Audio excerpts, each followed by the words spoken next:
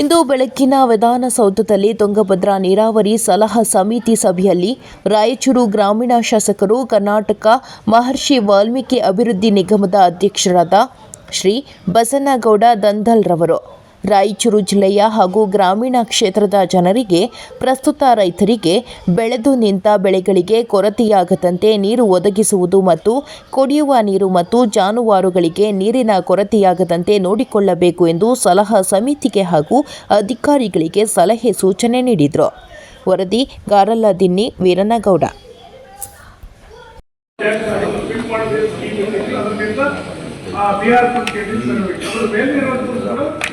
ಎಲ್ಲ ಯಾವ ನಮಗೆ ರೆಗ್ಯುಲೇಷನ್ ಇರುವ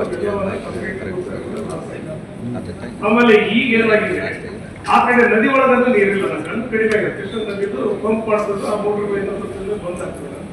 ಅದಕ್ಕೆ ಈಗ ನಾವು ಡ್ರಿಂಕಿಂಗ್ ವಾಟರ್ ಸಲುವಾಗಿ ಮತ್ತು ಕೆಳಗ ಬೆಳೆಗಳೇನು ಹಾಕಿದಾರ ಇದು ಉಳಿದದಲ್ಲ, ಸ್ಟ್ಯಾಂಡಿಂಗ್ ಕ್ರಾಪ್ ಅವ, ನಾವು ಕೆಲವು ರೀತಿಯ ಕೆಲವು ಬೇರೆ ಬೇರೆ ಬೆಳೆಗಳಲ್ಲ ಮತ್ತು ಕೆಲವು ನಾಟಿಗಳು ಬಹಳ ಕಡಿಮೆ. ಅದಕ್ಕೆ ಈಗ ಸ್ಟ್ಯಾಂಡಿಂಗ್ ಕ್ರಾಪ್ ಸಲುವಾಗಿ ಮತ್ತು ಬಿಹಾರ್ಗೆ ಈ ಕೆಳಭಾಗ ನಾವು ಏನು ಬಿಟ್ಟಿದಾರೋ ಇನ್ನೊಂದು 12 ಫೀಟ್ ಉಳಿತದೆ. ನೀರು ಆದ್ಮೇಲೆ ಆ ರೊಟೇಷನ್ ಆಗ್ತದೆ, ಇನ್ನೊಂದು 12 ಫೀಟ್ ಇರ್ತದೆ. ಅದಕ್ಕೆ ನೀವು ಅದಕ್ಕೊಂದು 25 ಫೀಟ್ ಬಿಹಾರ್ನ ಮಾಡಬಹುದು. ನಮಗೆ ಆ ಕಡೆ 2 ತಿಂಗಳು ಬಹಳ ಪ್ರಮಾಣ ನೀರು ತೊಂದರೆ ಆಗ್ತದೆ. ಅದಕ್ಕೆ ಆಮೇಲೆ ಆ ಕಡೆ ನದಿರಲ್ಲ, ಈ ಕಡೆ ನದಿರಲ್ಲ.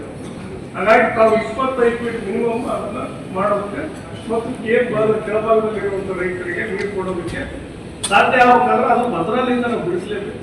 ನೀವೆಲ್ಲ 3 ಜನ ಮಂತ್ರಿಗಳು ಮತ್ತು ನಿಮ್ಮ ಜೊತೆಗೆ ನಾವು ಇರ್ತಿಲ್ಲ, ನಾವೆಲ್ಲ ಶಾಸಕರು, ನೀವೆಲ್ಲಿ ಕರೆದ್ರೆ ಅಲ್ಲಿ ಬರೋದಕ್ಕೆ ನಾವು ರೆಡಿ ಇದ್ದೀವಿ.